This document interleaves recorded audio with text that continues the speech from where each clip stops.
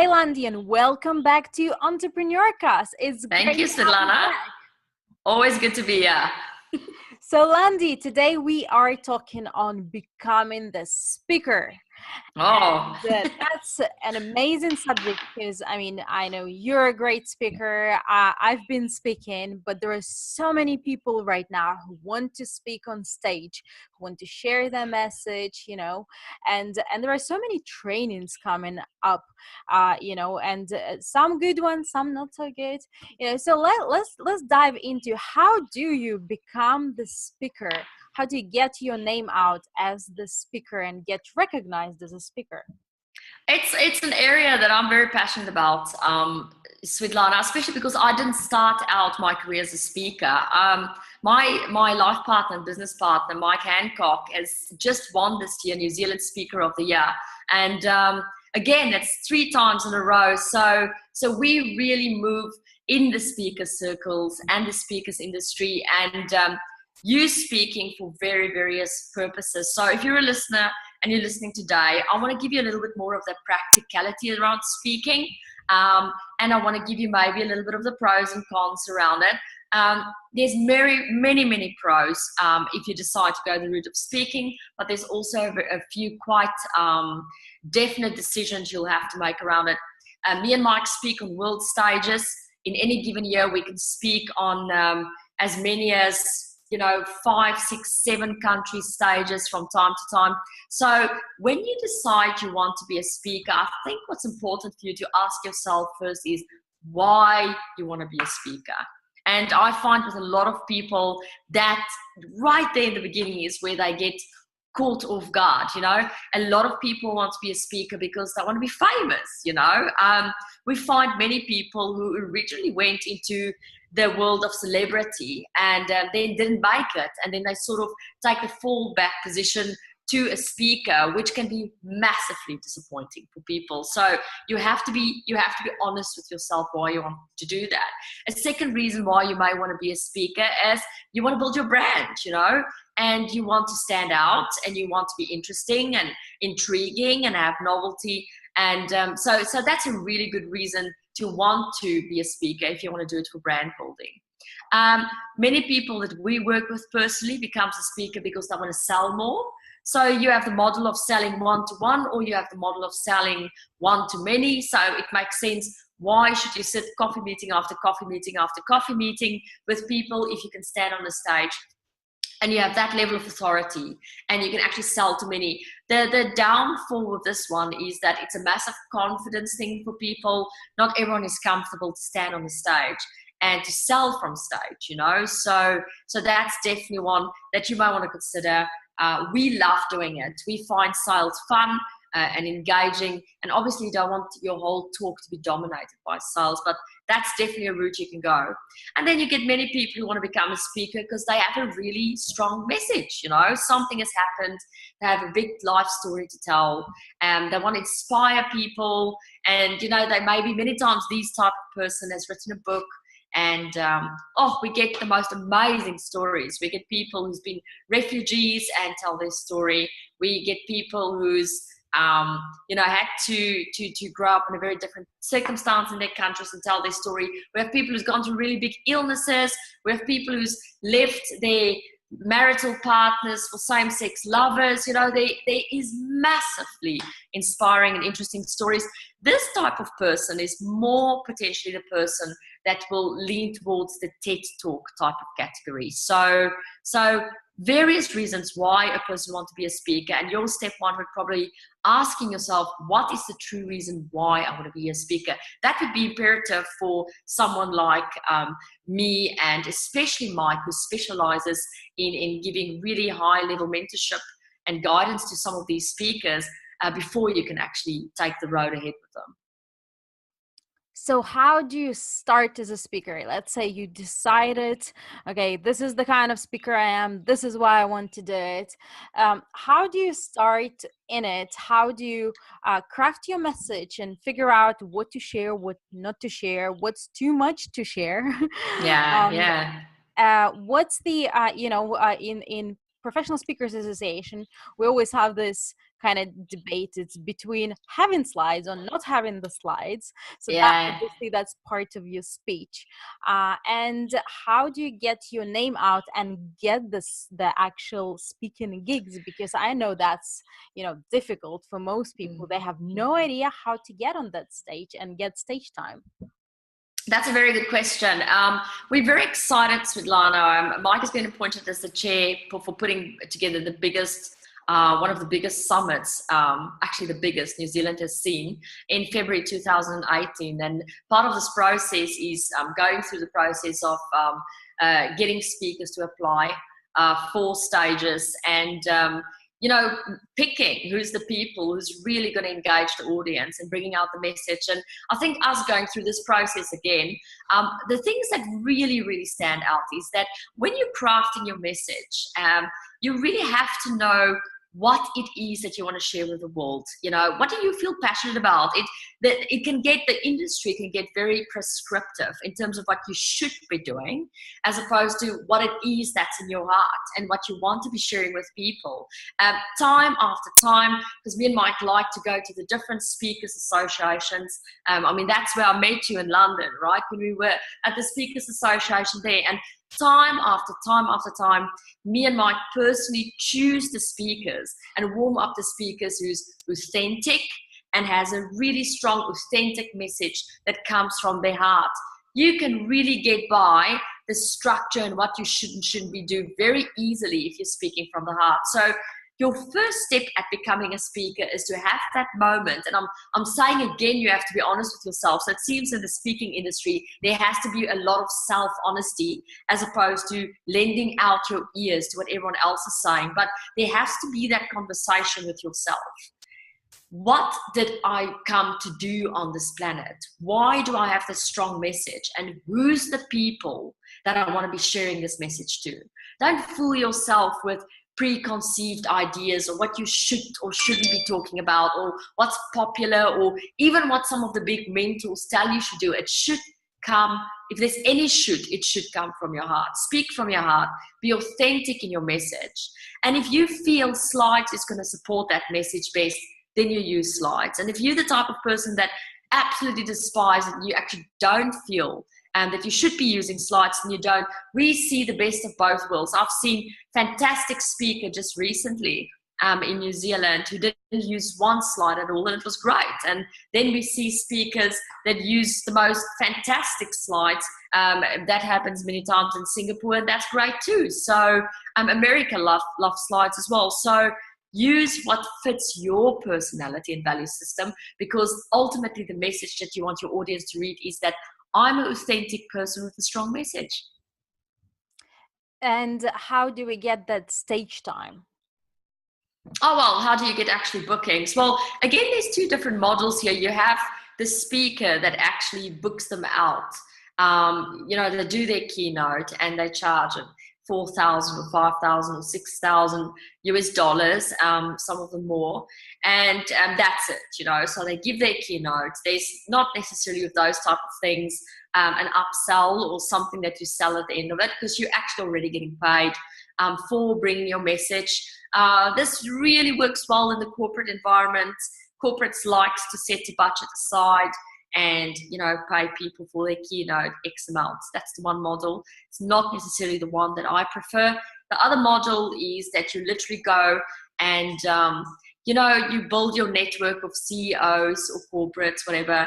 You go and you give them absolutely free of charge keynotes, but then you have quite a good upsell at the end. Now, if you're comfortable with sales, and to be honest, me and Mike are comfortable with sales. We're not only comfortable with it, we love selling because we believe we're not selling people anything, we're solving people's problems. And we're making their professional or personal life easier for them. Then it absolutely makes sense to connect with corporates or whoever your target market is, and give them free gigs, if you may, and upsell your product at the end. How do you get these people? Personally, if I can make it very, very practical for you, you have to build networks with people offline. You have to mingle. If you want CEOs to book you, you have to hang out with the CEOs. You can't really sit all the time behind your computer. You can't necessarily just be spending all your time in the speakers associations, and you can't just be attending networking events. That is general. If you are targeting a CEO, you have to be at the CEO summits, right? And brand yourself there.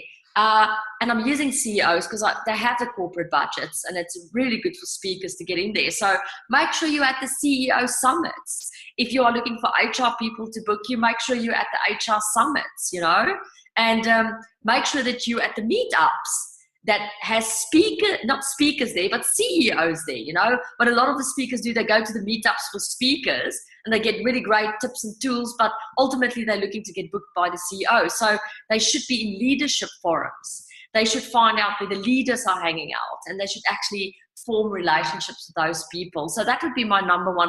Number two, we've done a session on this, Svietlana, but LinkedIn is very powerful for this purpose, because LinkedIn, and again for the listeners, please, I have no affiliate agreement with LinkedIn. I just found it very powerful and personally beneficial for myself as a speaker. LinkedIn literally has a tool that you can buy called the Sales Navigator.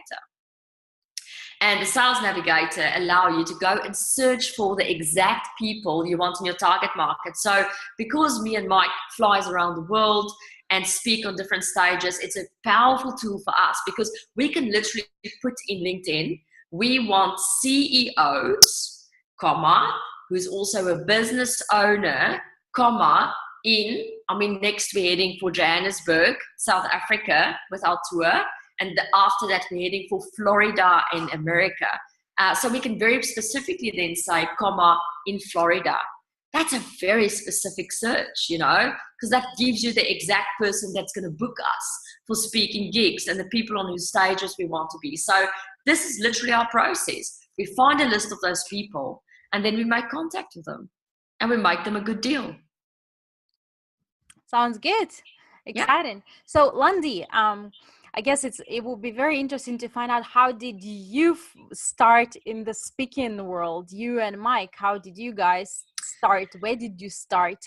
What did you start? Because obviously now you fly in the world, you speak in everywhere, everybody knows you in the speaking world. But when you started out, it was obviously a bit of a journey. So how did you start out? What did you choose, and how did you transition from one to the other? I love this question, because you really get different ways that people start. And me and Mike is a classic example of that. And we actually represent the two different ways in which you can get into the industry. People always think there's only just one route, but it's not true. You get the type of person who's always been passionate about speaking, who's always wanted it as a professional career and take it quite serious. That would be Mike, and that's probably why he's won so many awards on speaking. And I'll leave him to tell you how his career started as a speaker, because his stories are fascinating. Then you get the other person, who is Landi, who became a speaker by default. So for me, what happens a lot of time is we started serving corporate clients. There's a lot of people out there who's already consultants and work in boardrooms. I've always been passionate about being a consultant for corporates and not necessarily a speaker, but being a consultant for corporates has definitely got me to the point where corporates ask me to come and give training to them, and come and give workshops for them, and come and give seminars to them. And that naturally for me, especially with meeting Mike, has progressed by default into a very successful speaking career. So this sort of gives a lot of our listeners today who want to be speakers a little bit of a choice. We always hear, you have to be part of the associations, you have to be professional, you have to be a member, blah, blah. And there's nothing wrong with that. It's a fantastic strategy to follow. And I take my hat off to people who's ambitious and take the career of speaking so serious. For me personally, it has been a career of consulting that went by default into speaking. And in many respects, it's opened many doors for me in terms of getting speaking gigs and being in front of corporates, because I already had relationships with corporates. So that's a strategy you as a speaker, if you really want to be a speaker and you're listening today, can use as well. Get yourself branded and positioned as a consultant, get into the corporates, build the relationships, and then when you make the transition from consultant to speaker, it will be so much more easier because you'll have the relationships. Amazing. Well, thanks for sharing that, Landi. Before we wrap up, let's do a quick recap of how people go step by step in becoming a speaker. Right. So I think the first step would be if you're someone who is really passionate about speaking as a career and you want to give keynotes to corporates, for example, and you want to be paid for the keynote and nothing else, then I'll highly recommend that you actually go and become part of one of these associations and that you get a direct learning from them. You know, the Speakers Association is really having now a footprint in most countries. So go and join your Speakers Association, get professional, get the necessary accreditations and stamps of approval and qualifications that you need. I mean, Mike is one of the only 28 global speaking fellows in the world. And I mean, that's given him massive credibility and bookability. So that's the one route you can follow if you want to really make a professional career out of it. When you follow that route, number one, become part of an association. Number two, get the necessary accreditations. Number three, I know many of you listening to this has heard it over and over again, but get a book out. Get a book out because it gives you authority. There's a reason why the word author is in authority, because it gives you a lot of authority. So start with those 3 steps if you want to be taken seriously as a speaker that has a professional career. If you want to wing it and take the shortcuts like me, then a very good way for you to become a speaker by default, or what I call a speaker in demand. That means your clients and your audience is not forcing you, but sort of getting you on stage because they want to listen to what you have to say. Then the world of consulting and even the world of coaching is a very good start. So go and find a professional services that you're really good at and that you specialize in. In my case, my speciality is a business strategy for people in the business world, whether they're owners or entrepreneurs or CEOs. I help them to take their businesses to the next level. I'm very passionate about people learning how to stand out and position themselves and sell and do all of that. So find that professional service that you're really passionate about, and then go and offer that as a consultant or a coach or a professional expert to corporates, and then go and take the training, workshop, seminar group, and then eventually get on stages that way. Awesome. I do have a third one for people at the moment who's listening to this, and that is if you don't necessarily have a professional service that you're passionate about, or you don't necessarily want to go the professional route as a speaker, but you have a very magnificent history and life behind you, then you perhaps don't want to go that route with any of those first 2 I've suggested, but actually just go and look into the requirements to get onto a TED stage, because that will give you massive and very quick social proof if you can get onto the TED stage. Great stuff. Well, thank you very much for today, Landi. It's been a fantastic one, and I really look forward to seeing you next week. See you soon. Me too, Svietlana. Bye.